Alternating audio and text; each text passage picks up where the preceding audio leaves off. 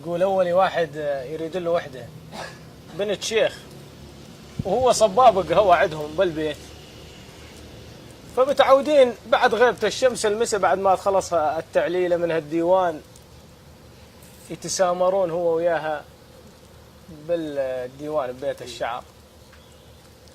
يوم من الأيام قاعدين ويتسولفون وخذاهم الوقت فقال لها قومي روحي هسه يجي ابوك ما ظل شيء على الفجر يطلع واريد اجهز القهوه. المهم ما قنعت، ظلت تسولف، حسوا انه جاي صوت جاء عليهم انه حدا جاي، اثار ابوها جاي على الديوان.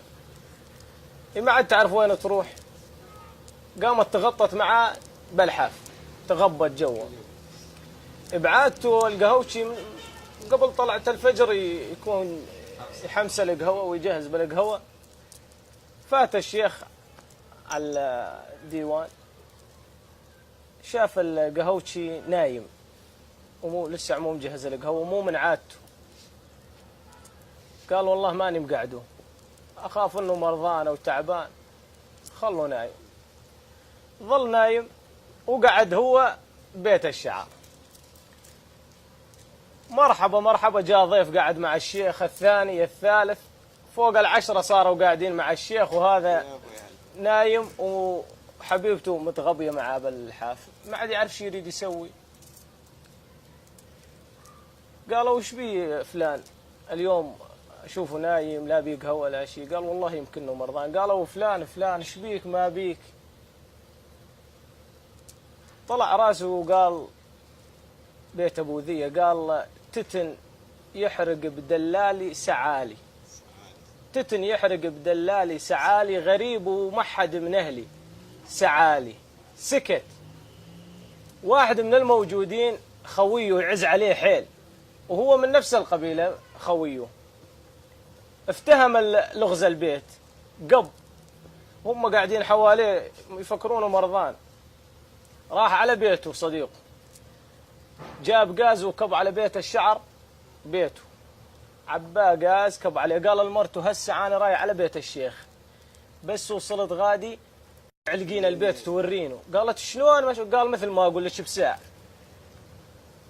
راح شافته فات وقعد، والدنيا صارت ضحويه. قعد معاهم هم يريد يعرفون شنو قصه القهوش.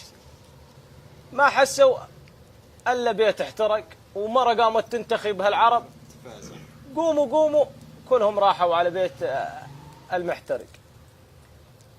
وصلوا قاموا يطفون بهالنار، ما ظل حدا. قامت البنيه طلعت وراحت على اهلها وهو ظل على قعدته. رجعوا الحمد لله على السلامه، ما بشي ما بشي. ردوا وين؟ على القهوش. قالوا يابا ترى تو قبل حرقت البيت قلت بيت ابو ذيه وما كملته، كمل لنا اياه هسه. قال خلاص راح نسوه. قال لا، واحد منهم الشيخ قال لا بالله لا تكملوا. وربيعه رجع بعد ما طفوا البيت قال عيفوكم من هالبيت. قالوا لا بالله الا تكمل البيت. تتن يحرق بدلالي سعالي، تتن يحرق بدلالي سعالي، غريب ومحد من اهلي سعالي، خوي اودنه سعالي، حرق بيته لجل يستر علي.